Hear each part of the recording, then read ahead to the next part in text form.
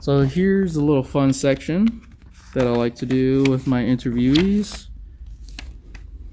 All right, so these are just random questions that I'm going to ask you, and then you just try to answer as fast as you can. Okay. At the top of your head. Okay.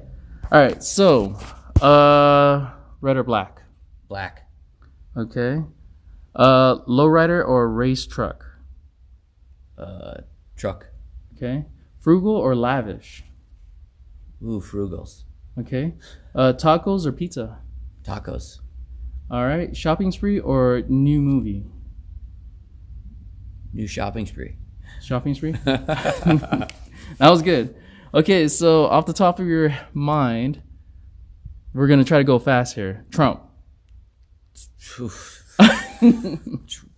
President. Okay. Girl. Trouble. Okay. Olympics. Medalists. Okay. Or gold. Okay. McTwist. McGill. Okay. Hoofman. Oof. Just scary. Scary. Awesome. That's awesome. All right. So, how can people find you? If people need to get a hold of you, or if you want, just people reaching out. Come knock on the door. I guess that's really the only way at this moment. Okay. To find me. We don't have a phone number and no phone number. No. Okay. Do you have any? Are you working on any other businesses right now, or? I do like big field mowing in the summer. Okay. I might start a business coming up that I kind of really don't want to say yet. Okay. Right. But I'm hoping to find a job where I can, make enough money to feed my family and not be, stressed out, I would say. Yeah. Yeah. Okay. Any shout outs to anybody? I want to thank my family, my wife for putting up with me, my friends for being there. That's awesome. God, the great creator, some people would call it, but whatever the higher power is for you. All right. Yeah, that's definitely, I should have gave him credit first. Yeah. You, nonetheless, you gave him credit. So what do you have in your hand? What are you messing with? Oh, this is a piece of turquoise. Turquoise. It looks turquoise. And I grabbed this because turquoise speaks truth. Okay. That's what they say about this mineral. Nice. So I figured it would help me, speak truth through this. Yep. But yeah, I got this in Mexico. My wife and I had gone down for kind of a late honeymoon last year, and went to a shop that the guy had all sorts of really cool rocks and gems and minerals. And I was working on trying to buy like a jade Buddha from the guy, and I, had struck a deal with him, and I saw underneath the cabinet in this little cardboard box there was a bunch of like garbage, and this was in there. And I was like, dude, I'll give you another $20. You should like let me have what's in there. And he's like, oh, I don't know. And there was a piece of amber in there and this piece of turquoise. Yeah. Yeah, it feels like a dried piece of bubble gum almost. Like yeah, that's the texture it looks smooth. of it. Yep, it looks smooth. Turquoise is a pretty interesting mineral. Yeah. They say it changes color if someone isn't being faithful to you. Really? Yeah. Kind of interesting. That's interesting. So how about your bracelets? Does any of that mean anything? Well, my wife got me this one. This is a mala bracelet. This is just mainly, I think for meditation. I'm not quite sure. This is black tourmaline. Turns negative into positive. So these are all like, I guess hui's or what you want to call it, shiny fish lures. This is a mineral called shungite. This is obsidian with other volcano glass. Oh yeah. I like shiny things. Yeah. And those are minerals too, or like rocks. And it's shiny in a natural way. Right? Yeah. I like it. Probably a pirate in a different life. Yeah, that's that's kind of like how I was too. I would wear a lot on my hands, especially in high school. And this is all I ended up with. Yeah. Awesome. Yep. So what do you do on your free time? What do you like to do? Right now, I'm doing a lot of reading. Okay. I've been taking the store apart Mm-hmm. because we had sold the building, but that kind of didn't work out. So now we're trying to find someone else to buy the building. Yep. I've been kind of being a bum, and that's I'm recently sober, Yeah. so that's a good thing. So I'm working on my sobriety. Mm-hmm. I've been fully sober since January 11th. Nice. Um, How does that make you feel? Kind um, of torn a little. Yeah, maybe a little bit. I suppose that for about 25 years I was pretty much a functioning addict, and it's hard to even say that, but it's the truth.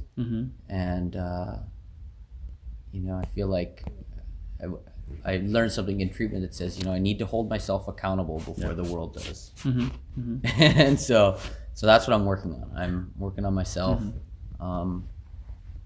and just trying to be a better human. I agree. I think holding yourself accountable is a big step. Because it's easy to like hold it against other people. You know what I mean? It's hey, everybody else around you is But yeah, I'm proud of you, man. Well, thank you. Yeah. Thank you.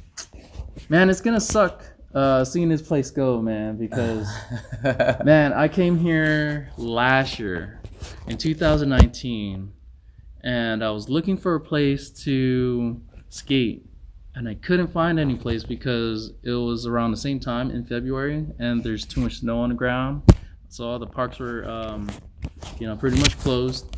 And then I heard about you guys. I was just looking and then I'll talk to you.